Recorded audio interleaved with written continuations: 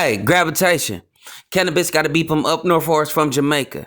No confirmation, then it's no participation. Never see it in rotation in my conversation. No need for confrontation. This my observation. Let's go. Hey, yo, gravitation with the observation. I'm not saying I'm right. I'm not saying I'm wrong, man. Big salute to my boy, Charles Brown. I'm going to keep it all the way Milwaukee. I'm not the first person to come up with this content, but he mentioned something once again on YouTube when it comes to content. My boy, Charles Brown. He has a theory about Drake and Kendrick as far as they fall out. And he about to break it down. I'm going to let y'all know how I felt after. So go ahead and get y'all smoke, y'all drink, whatever y'all about to do. Your eats, whatever. You feel me? Let's go ahead and get into this together. Salute. Are we locked in? Like you're saying, like me and you know what this means. I personally, when I'm listening to everything that's going on and everything that happened, when he went out there with Drake and he went on tour, because Drake had him on tour with him. Yeah. I think Drake tried to son him and lock him in like little bro. And I think he was like, you weird ass thing, I'm with TDE. Like, you're not going to play with games with me. Yeah. And I think that set this dude off, because when you listen to him talk about it, even back then, it was he's on a Drake song, literally dissing Drake's whole lifestyle. If you go back, he got a song with the first song he's on with Drake. He's talking about his complexity of should I do what he does with his life, or should I do the thing that I'm doing and be myself? Yeah. Do I want this famous lifestyle, or do I want to be who I am and stay true to me? The first song he got with him is a confliction about how rich this nigga life is and how great it is, and should he partake in it because it's what you call it, tempting. The way he said. Yo, once again, salute to my boy Charles Brown, man. Salute to them cats, man. I dig their podcast, but once again, I have a dispute. It's a discrepancy. I feel where he coming from, and I'm not saying that Kendrick did see something on tour. If he did not, I don't know. I highly doubt that, because this is the thing, right? Poetic Justice came after that situation. You know what I'm saying? And that was on Good Kid, Mad City. The song that he's referring to is Buried Alive, and I believe that was on Drake Take Care album. That was the interlude, you know, or is that considered an interlude? Whatever, outro, whatever you want to call it. At the end of the album. Now, Poetic Justice is on Good Kid, Mad City. You feel me? Was dropped in 2012 as well, I believe. I don't know if Drake's was 2011 or 2012. I'm not sure as far as Take Care, but I think it was 2011. But my point is that if that happened on that tour, right, during that time, then I believe Dot would have just cut ties right then and there. Here's my theory, bro. I really think it's because of the interviews that was taking place post Controlverse when it comes to Kendrick, bro. Post Controlverse. If it wasn't for Drake acting the way he was acting in those interviews, and it was more than one interview, people forget that, bro.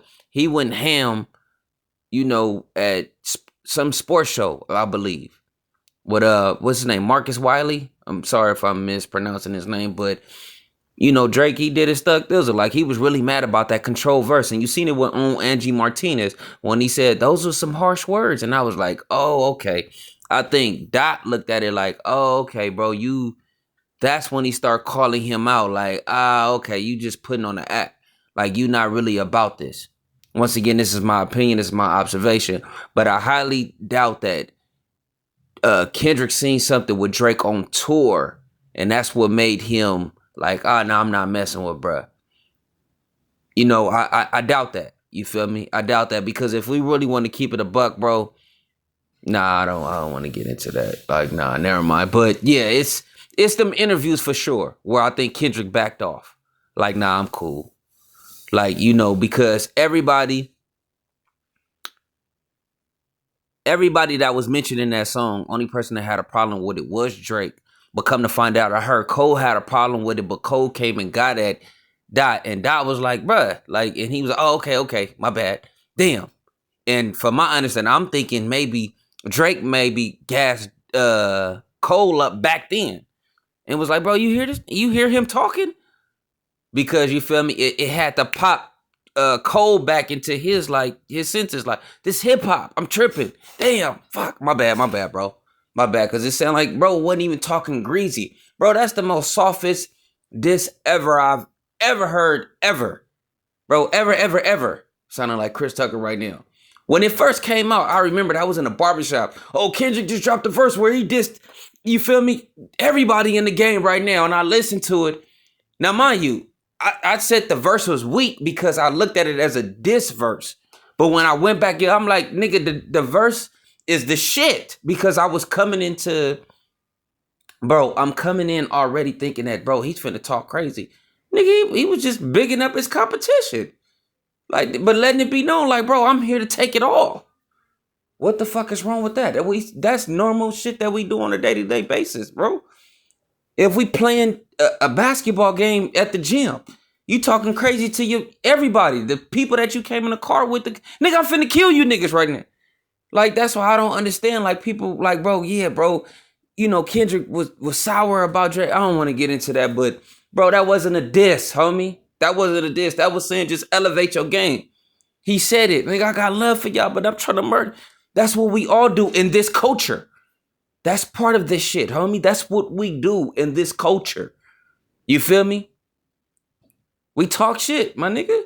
That's what we do. But to go back, because I was finna go on a rant about that, but I really think it's because of the control verse. Post-battle dealing with Drake. If Drake would have took it, you feel me, on the chin, or if he would have kept like, oh, okay, I'll take the challenge or whatever the case may be, I think it would still be cool.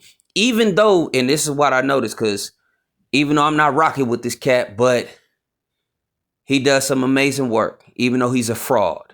But the documentaries that I have been seeing, it shows that Drake was even trying to, shout out Kendrick.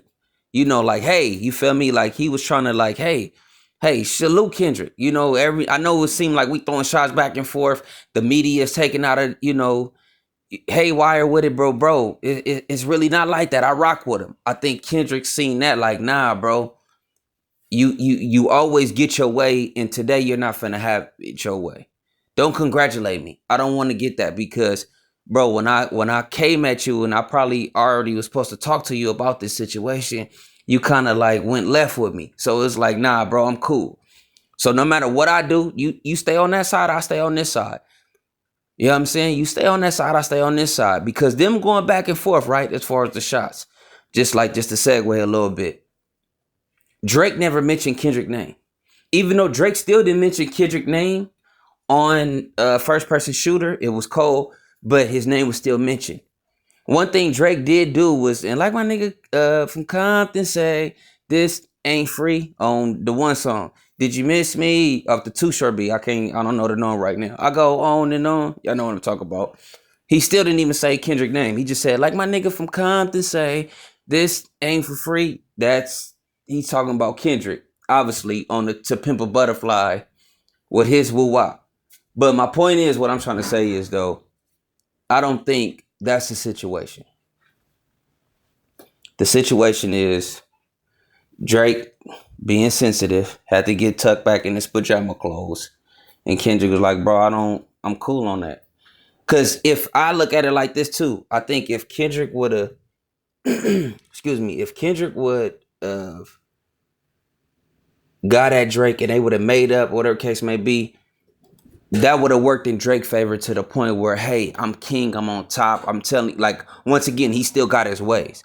I think Kendrick looked at certain situations, what Drake does, and was like, no, not with me. I'm not going to do it. And that's why Kendrick spoke on it when he said that with the Kanye West situation on Mr. Morale and the Big Steppers, when he was like, I forget the bar, but paraphrasing, like, damn, I see that Kanye West and Drake made up. Like, I guess I'm not mature enough yet. Cause he know, like, bro, that's what Drake does. Like, bro, I'm not rocking with it. But y'all let me know in the comments below. I'm not saying I'm right, I'm not saying I'm wrong. I'm gravitation with the observation. Let's go.